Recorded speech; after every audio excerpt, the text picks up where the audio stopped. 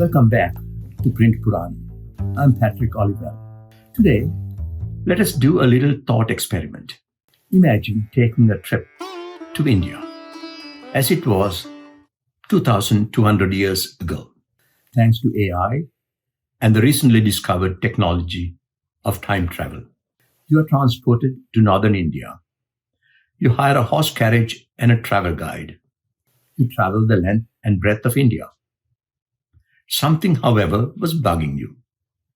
You had a gut feeling that something was missing from the landscape.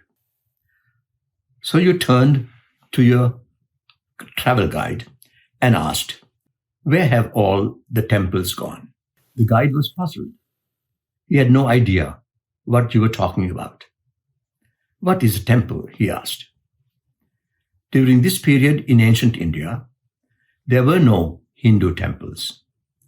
This may come as a surprise to contemporary Indians, as it was to our time traveler. Hindu traditions existed for over 1,000 years before the need was felt to construct temples. The story of the Hindu temple is my topic today. The guide of our time traveler did not know what temple meant. That is not a surprise.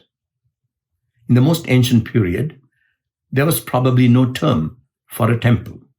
Vedic rituals were performed in purpose-built temporary structures. Domestic rituals described in the Griha Sutras were performed at home.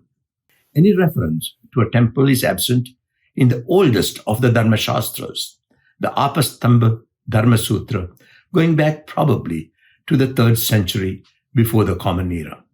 Terms for temple begin to appear in text composed in or after the 2nd century before the Common Era. The most common terms are Devalaya, Devayatana, and Devagriha, and sometimes Devakula and Koshta. It is unclear what difference, if any, there were in the use of these different terms, but they all indicate a structure housing a divinity. But what kind of structures were they? Were they small roadside shrines or monumental buildings? What kind of activities took place in them? To which segment of the population did they cater? Did they have sectarian affiliations? In other words, in the use of the umbrella term temple, are we running the risk of obliterating differences? The Dharmashastra of Gautama, belonging to the late 2nd century before the Common Era, refers once to a Devatayatana. It is the earliest reference in the Dharmashastras. The context makes it clear that Gautama's reference is to a roadside shrine. On the ground, monumental religious architecture was first associated with Buddhist sites, beginning with Ashoka in the 3rd century before the Common Era, and culminating in the Kushana Empire in the 2nd century of the Common Era. Buddhist architecture was well developed when Hindu temples began to be constructed, probably around the 2nd century of the Common Era. Temple construction paralleled the rise of the Bhakti or devotional religions. There is no archaeological evidence for temples from the mainstream Brahmanical tradition as opposed to the Buddhist or Jain until at least the 2nd century of the Common Era. Ironically, even though a temple is thought to locate the visible presence of divinity on earth, yet it is conspicuous by its absence or insignificance in the Dharmashastras. The mainstream of the Brahmanical literary tradition ignored or actively opposed temple-based religious and ritual activities. The great Dharmashastra scholar P.V. Kane, at the beginning of his treatment of the consecration of an image in a temple, makes this startling comment, I quote, "Though the Dharma Sutras speak of images and temples, it strikes one as somewhat strange that none of the principal Griha and Dharma Sutras contain any procedures of consecrating an image in a temple," unquote. One indeed is struck by the lack of attention to either of these central elements of Hinduism in the texts on Dharma. The reason for this strange silence is clear.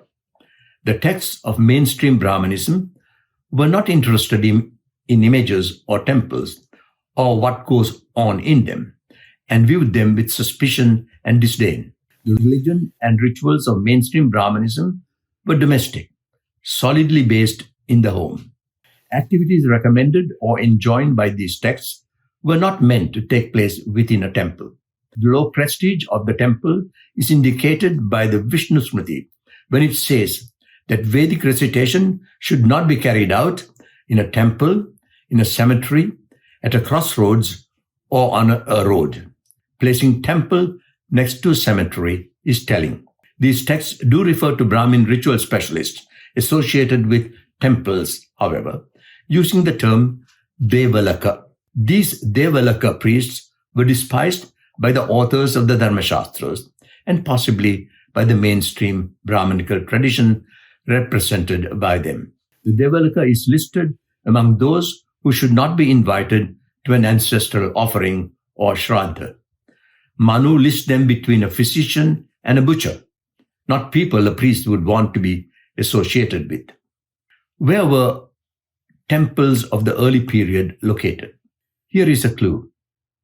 The most common religious function of a temple, given in these early texts, relates to a place where wandering ascetics spent the night.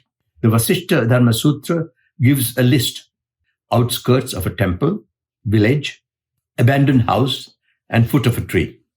Similarly, the Vaikhanasa Dharma Sutra, outside the temple, in an empty matter, in a temple, at the foot of a tree. This is the imagined geography of ascetic habitation, reinforcing the perception that temples were also as far from human habitations as these other locations. Thus, early temples were located far from villages and towns. Note again, however, that the only role the temple plays in the life of ascetics was as a temporary shelter for the night. Their religious life was as divorced from the temple as that of an ideal householder depicted in the Dharmashastras. By the Gupta period, that is around the 5th century of the Common Era, large Hindu temples become commonplace in the Indian landscape, especially at sacred places, the Tirthas. The institution of temple became central to the religious and spiritual life of all kinds of Hindu traditions, and it remains so to this day. But it was always not so. With a little bit of history we have surveyed, we can understand why our time traveler was surprised not to find temples dotting the Indian landscape. The moral of the story is that some things we take as having existed forever are, upon closer inspection, seen to be of more recent origin.